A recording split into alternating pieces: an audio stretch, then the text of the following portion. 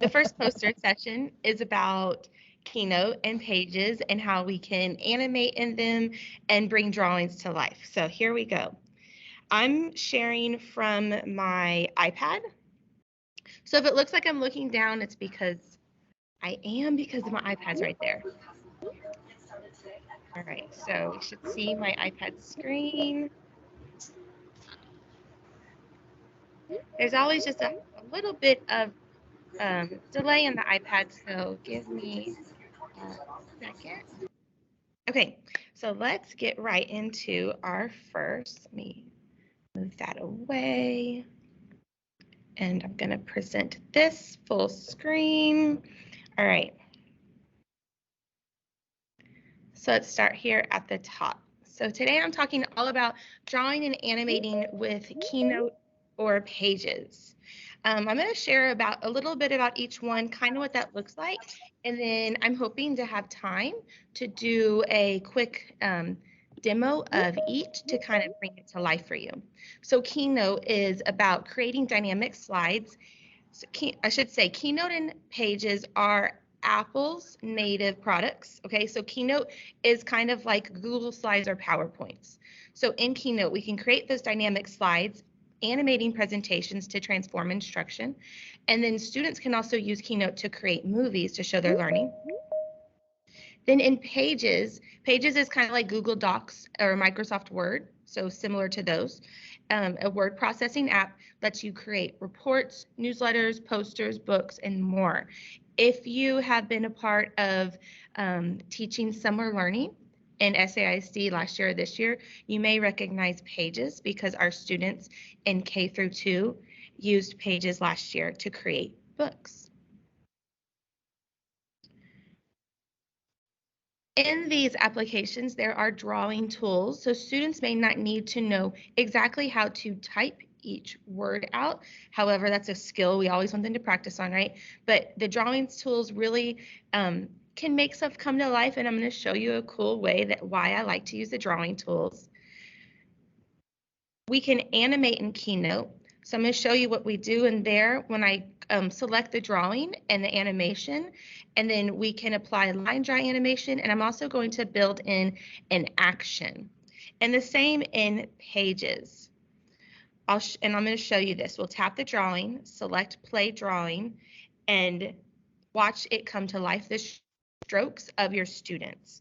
So a resource for us to grab, and I'm going to ask Juan if he will add education.apple.com into the chat for us. So Apple has a forum and a place to learn where you can do, it's all free, right? Free learning, practicing for you, learning these applications, and also a forum where you can get templates from other educators and share templates if you're ready to do that. So I'm going to jump out of the poster, and first I want to share in Pages. So Pages is that orange pencil. And then what I'm going to do is I'm going to open up this digraph book. This is a book I worked on with a first grade teacher at one of my campuses. And so you can see how we set it up, right? I can see on the side kind of like in Google Slides the view. However, right now I want to focus just on adding a drawing. So I have it open on my Word, and I'm working on words, right?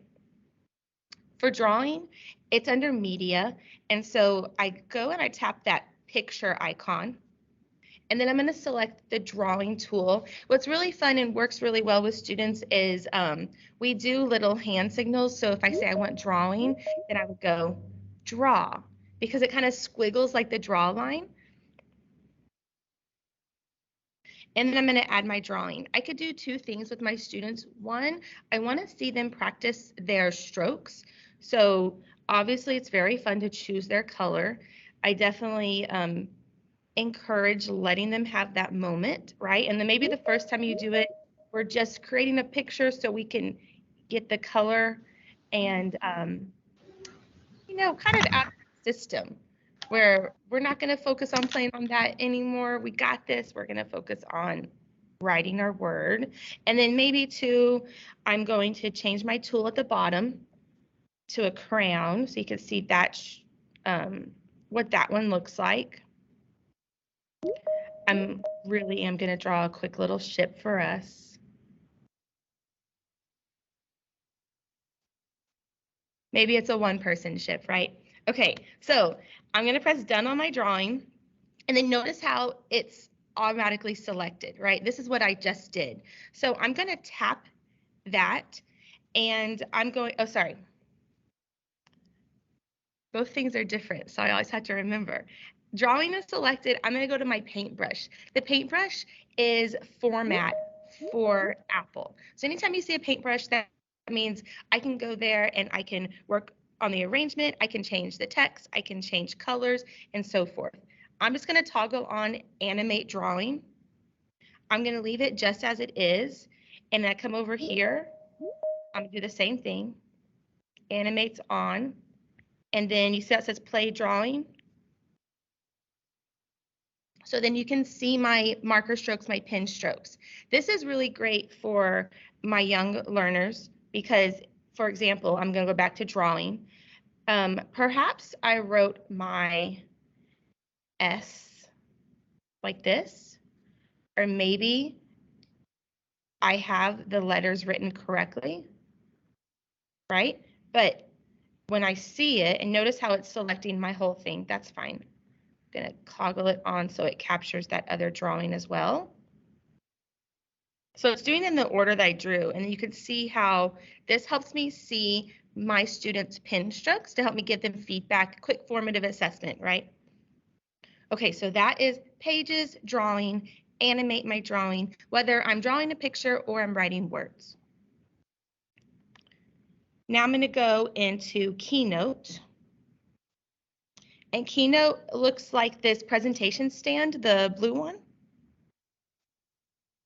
And then I'm going to open up a presentation I have. One, I want to show you what it could look like. And then two, I'll do a quick build on one so you can see how I created it. Okay, I'm going to press play. And I have this set to play on tap. And you notice that, right, I'm touching like in my Elkin boxes, and I want my students to say, K. I'm touching, they're going, ah. Last sound, t. And then I've added in the picture reinforcement. Did we get the word correct? We got it correct. It's cat.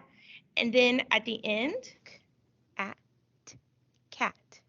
I have a sound reinforcement of where I added a sound.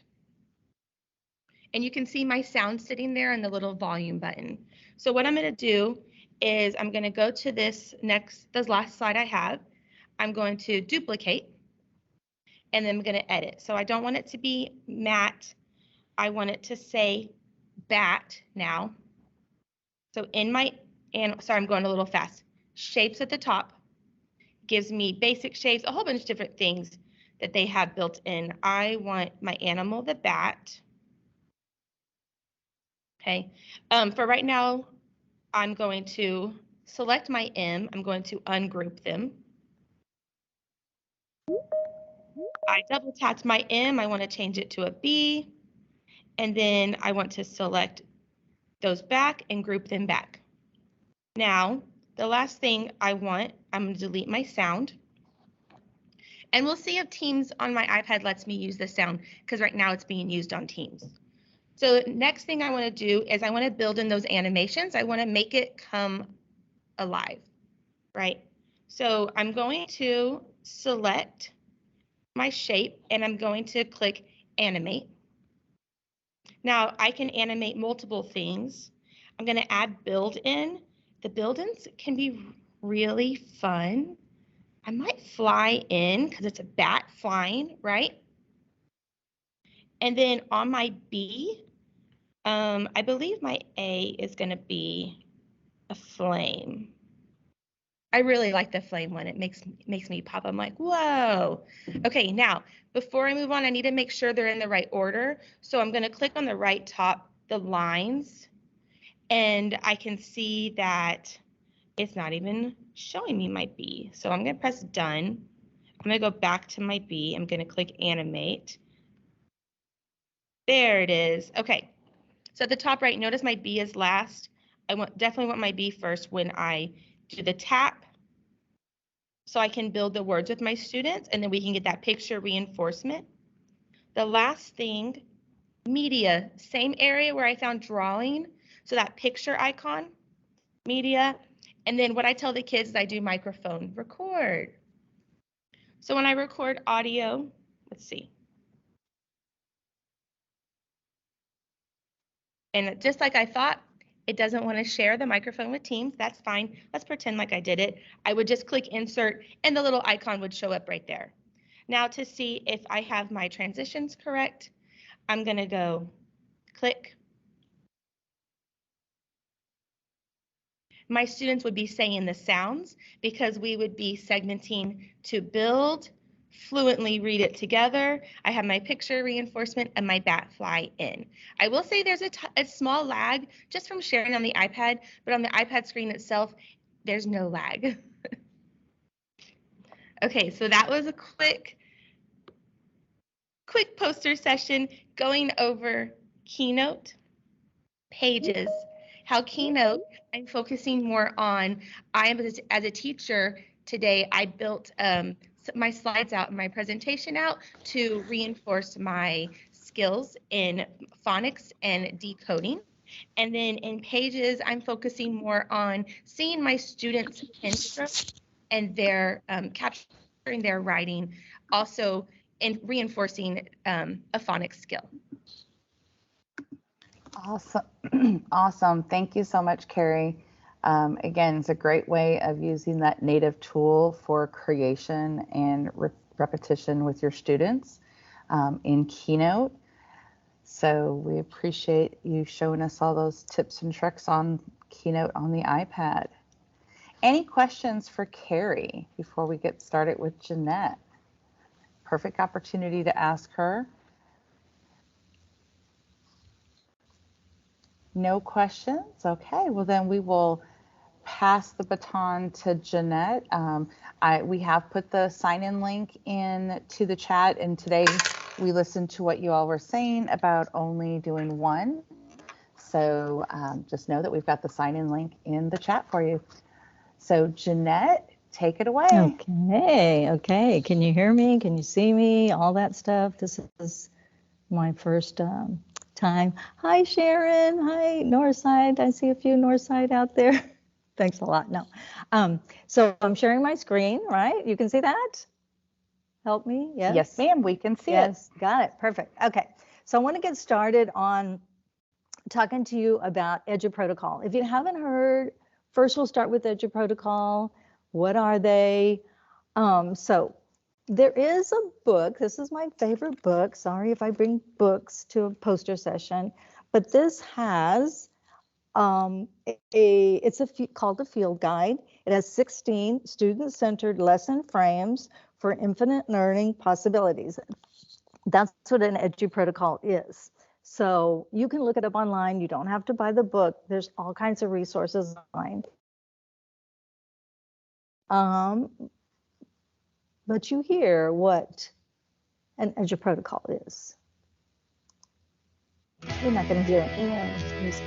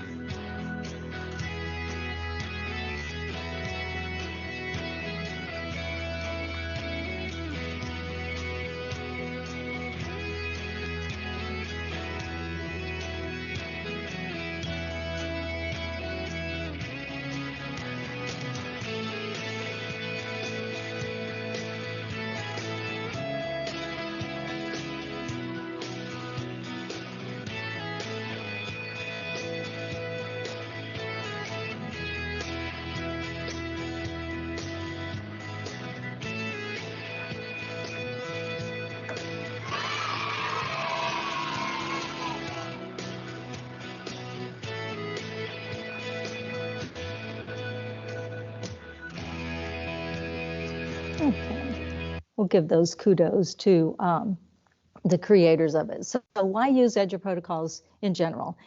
As in the little video showed, it's adaptive, very easy to change, student-centered. It's the same process. So the reason I like them so much is once the kids learn the format, you just change the content.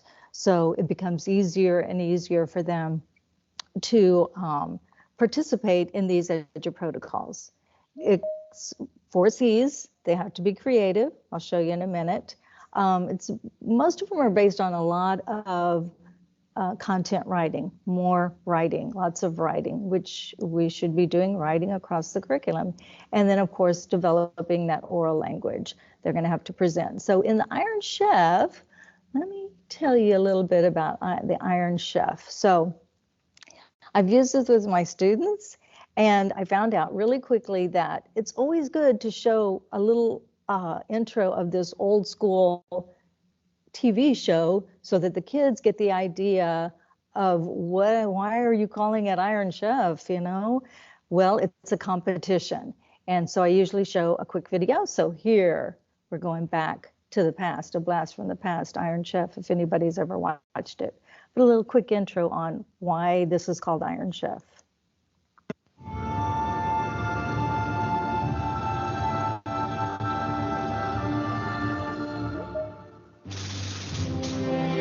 Years ago, a man's fantasy became reality in a form never seen before. Kitchen Stadium, a giant cooking arena.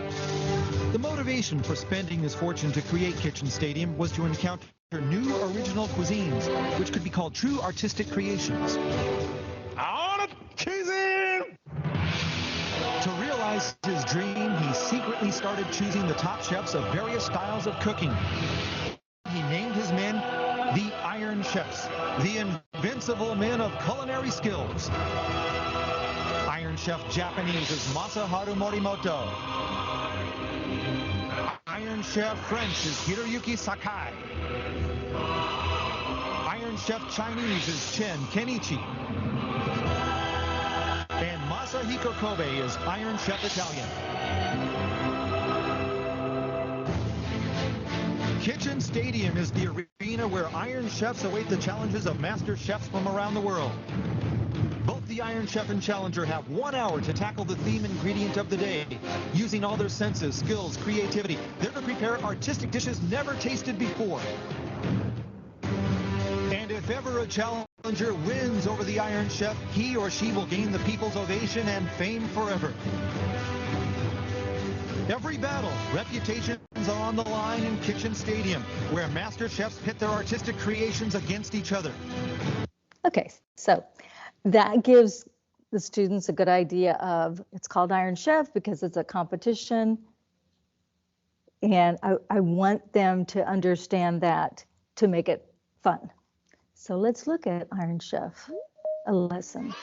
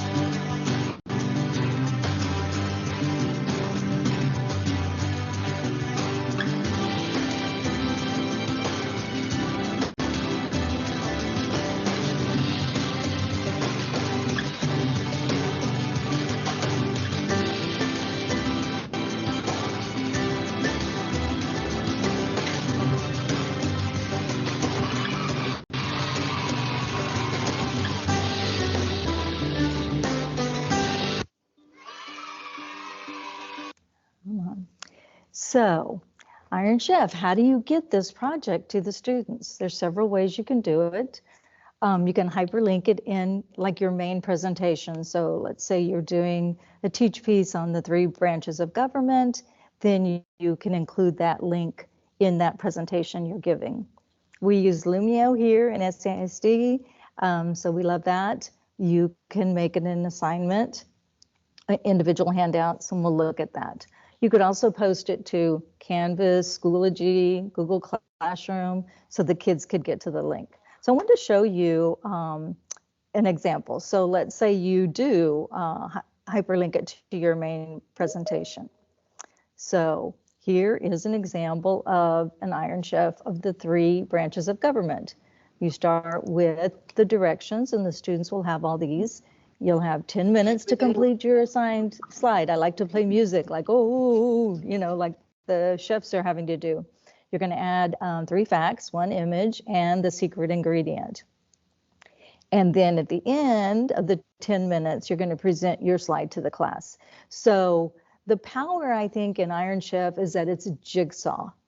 And the jigsaw is a high effect size instructional practice, instructional strategy. So whenever we know as learners we've used jigsaw in many PDs, we need to do that same thing for kids. It gives them the responsibility of completing a task, and then also presenting what they're the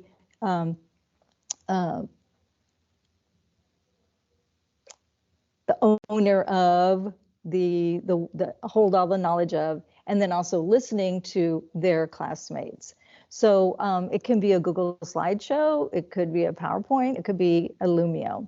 So basically, you make sure you're giving the students whatever, let's say the text, you know, whatever, wherever you want them to get their information. I've chosen this. They'll put their name. I've asked them to add a picture here. And then the secret ingredient can be a variety of things. And so I want them to elaborate more about this branch of government, the legislative branch. Why is it so special? What do they think about that? So each student would have their own slide, and set the timer, keep it going, keep it tight, 10 minutes. That's, you know, makes it the fun part of it. And the kids get better and better at this.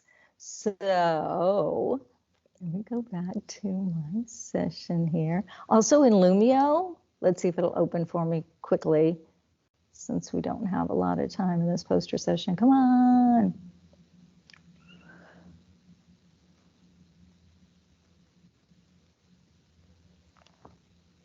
You would set it up with the first couple of slides being just view only, so the students have that information. And then the individual slides would be a student handout where they can write on it and then display it later or present it later. So let's see. Like in summary, what are EduProtocols? Well, their lesson shelves are already set up. You use them in curriculum, and they're engaging. Students like that. There's collaborating, there's creating, there's critical thinking, all the things that we want them to do. Many of these samples of EduProtocols, sorry, I really like EduProtocols, but anyway, I have graphic organizers like a Freyer model, which is powerful, those kinds of things. So they can be used on any grade level, any content area. You don't have to buy the book. You can click, they have a website. Let's see if it'll let me go to it. And you just look up their free templates. It may ask you to sign up, which you can sign up with your, you know, your email. And then it kind of divides it in the book. Like here's Iron Chef in book 1. And you can come see some Iron Chef templates. And if you scroll down, you'll see different people's ideas. You can do it Google or Microsoft. And so these are some that have already been done that you can just take and make your own. So samples are there. You don't have to start from scratch. Also, I have found, I don't know if you've heard about Wakelet, but it's a tool where you can contain all your resources. So Wakelet in Wakelet. I have found several Wakelets that have EduProtocols in them, Iron Chef, all of those. So I am going to stop sharing and see if you have any questions. Don't have anything. So somebody's just requesting if you can please share a copy of the link for your presentation. Yes. Mm-hmm. Yes, Sure and just so everybody will. knows, all presentations we will be in our follow-up email after the event. You will receive a link with all of our YouTube playlists with all of the recordings, along with a spreadsheet with all of the presentation links from any of the sessions you may have missed, along with the ones that you are attending. So the question that came into the chat, Jeanette, is what is the tool that you mentioned? I'm not sure if it was. Okay, so EduProtocols are the lesson templates that you use. I talked about using Google Slides or PowerPoint because it's kind of based on slides. I think she's asking about Wakelet. Wakelet, there you go, Wakelet. Okay, sorry, I let it slip out and I shouldn't have because that's a whole nother session. But Wakelet, if you look it up, EduProtocols, there's a whole Wakelet where people have shared their EduProtocol, Iron Chef, or Thin Slides, Cyber Sandwich, Wakelet. Look it up. We'll do a poster session on it one of these days. I will put my slide in the chat. Awesome. Okay. Any other questions for Jeanette? There you go. Thanks, Annalisa. Wakelet. All right. Okay, I gotta go. Thank you so much, Jeanette. Appreciate you sharing with us and sharing EduProtocols. Thank you so much. Again, the presentation, so the links to all the presentations, they're not going to be sent out daily, Ms. Esperanza. It will be at the end after we're done with everything. And so it'll be a cumulative spreadsheet that has all of the links in it along with the YouTube playlist. All right. So our next session is on creating a character with Canva, and I'm going to pass the baton to another one of our EdTech instructional specialists, Celeste Cadena. Take it away. Hello, good morning. I am here to share a little bit about something you can do in Canva. So we have some really amazing Canva sessions, and I just realized my background isn't flipped, so I'll have to fix that later. Sorry, it's bothering me. But when you are attending this Canva session later, if that's what you are interested in, I'm going to show you a really cool way to be able to create a personalized character in Canva. So in the chat, I have put a link to my poster so you can take a look at that as I go over it. I'm going to do an overview of my poster, and then I'm going to do a guided build with y'all. So if you are knowledgeable of Canva and you want to do it as I'm presenting, I would love to even hear about some of the challenges or successes that you had creating a character. But overall, I think it's just a really cool tool that's already built into Canva. So first thing you're going to do after you launch Canva, and again, Canva is free for teachers, regardless of what district you're in. On the left-hand side of Canva, if you're already familiar with it, it's going to be all the way at the bottom. You want to go to the app section in Canva. There's a lot of really amazing apps there, by the way, but we're focusing really on the character builder one. So you can decide where you're going to want your character. So you can either bring the character that you're creating into an existing design, or you can create a whole new design with it in it. So you have that choice. It does take a little bit of time to generate the character. So I know for me, I'm not the most patient person. So sometimes I was like, oh, it didn't, like, where did it go? And then it popped up onto my design. So just know that there is a slight little delay as you're creating it. So you're going to be able to customize just a few clicks. So you get to pick the type of head, face, so really expression. So yesterday I did a session on Canva comics. So this would be a great opportunity for some of your students that may not find that character that they want with the expression they want, and they can create their own. You also have different body types and the customization of skin tone and hair color as well. So lots of different options. You even have the option to use the color slider to be able to select maybe uncommon colored hair or different shades of skin tone, because we know that these 5 shades are not the only 5 shades out there. And here are some examples of some of the Canva characters that I created in using character builders. So I have 2 right here. And really that's all it takes. So I went through just kind of the quick steps, and now I'm going to go through the steps with you. So if you would like, you can do it along with me. If not, I would love for you to try at some other point. You have the poster. Feel free to reach out if you have any questions about it. So here is the Canva website, and I am going to select one of the templates for a comic strip. So as you can see right here, it's blank. I haven't filled anything out yet. We're going to come over here to the left-hand side and select apps. There's, like I said, a lot of cool apps here. We're just going to scroll down until you see this little icon right here. And I do have that icon on the poster for you. Once you select that, I'm going to say use. And here's the screen I showed you earlier. So looking at heads, which sounds really funny.